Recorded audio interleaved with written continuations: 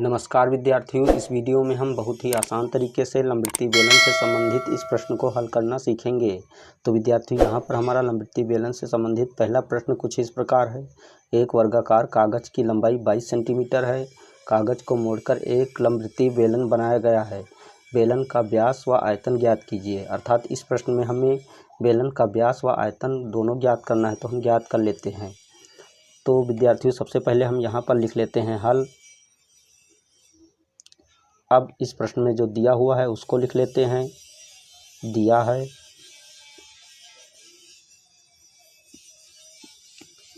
वर्गाकार कागज की लंबाई, अर्थात एक वर्गाकार कागज है जिसकी प्रत्येक भुजा जो है 22 सेंटीमीटर लंबी है। तो यहाँ पर लिख लेते हैं वर्गाकार कागज की लंबाई बराबर 22 सेंटीमीटर। इस प्रश्न को अच्छी तरह से समझने के लिए हम यहाँ पर एक वर्गाकार कागज बना लेते हैं।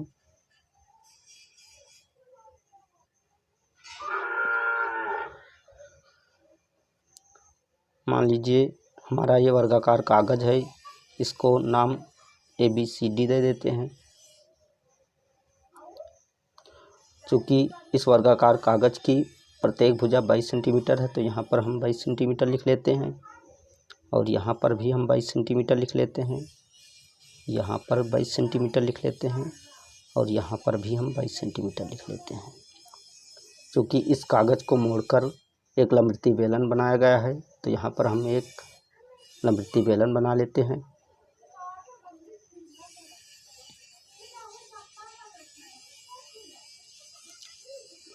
चूँकि इस वर्गाकार कागज़ को जब हम इस लंबवृत्तीय बेलन के रूप में मोड़ेंगे तो इसकी लंबाई जो होगी यहाँ बेलन की परिधि के बराबर हो जाएगी, अर्थात बेलन की परिधि बन जाएगी, और इसकी जो चौड़ाई होगी वह बेलन की ऊंचाई के बराबर हो जाएगी।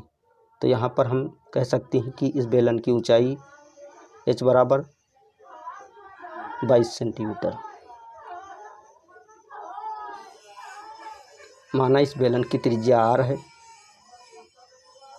अर्थात स्मॉल r है, तो बेलन की परिधि बराबर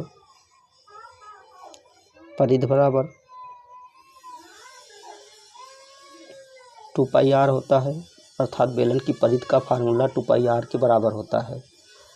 चूँकि यहाँ पर बेलन की परिधि 22 सेंटीमीटर है, क्योंकि इस वर्गाकार कागज़ को ही मोड़कर यह बेलन बनाया गया है, तो यहाँ पर बेलन की परिधि 22 सेंटीमीटर है। तो लिख लेते हैं हम 2πr बराबर 22। 2 गुणे पाई का मान 22/7 होता है, तो यहाँ पर हम 22/7 लिख लेते हैं और गुणे में r लिख लेते हैं, बराबर 22 लिख लेते हैं।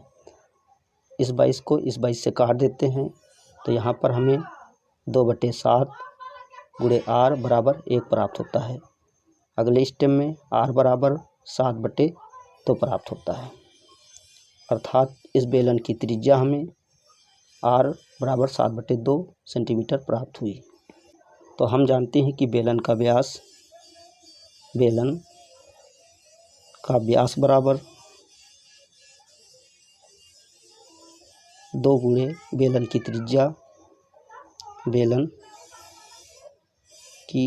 त्रिज्या होता है।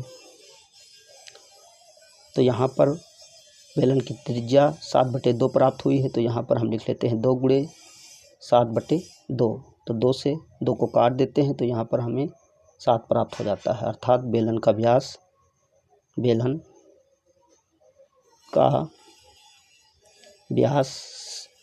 बराबर 7 सेंटीमीटर प्राप्त हो जाता है।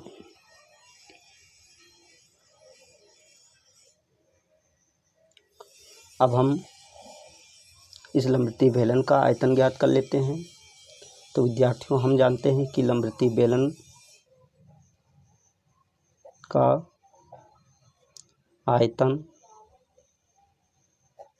बराबर πr² होता है।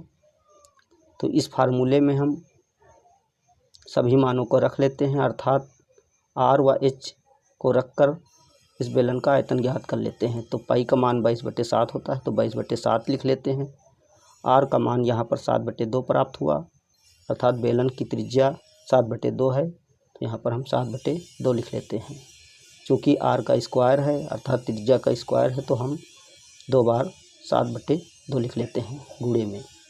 और एच का मान 22 सेंटीमीटर दिया हुआ है, तो हम यहाँ पर गुणे में 22 लिख लेते हैं। अब जो कटने वाली संख्याएं हैं उनको काट देते हैं।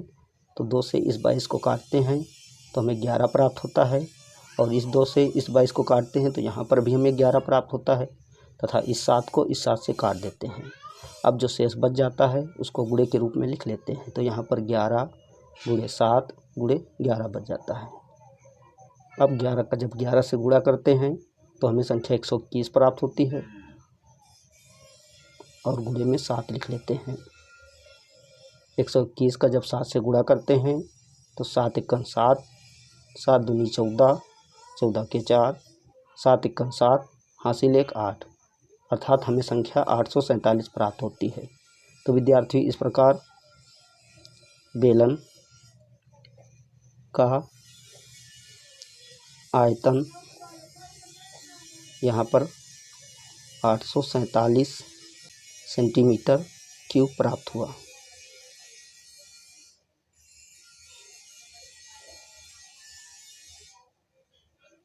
तो विद्यार्थियों, इस वीडियो में हमने बहुत ही आसान तरीके से इस लंबवृत्तीय बेलन का व्यास व आयतन ज्ञात करना सीख लिया है। अगर आपको हमारी वीडियो अच्छी लगी तो हमारी वीडियो को एक लाइक दीजिए तथा चैनल को सब्सक्राइब कीजिए और बेल आइकन को प्रेस कीजिए, ताकि आने वाली हर वीडियो का नोटिफिकेशन आपको मिलता रहे।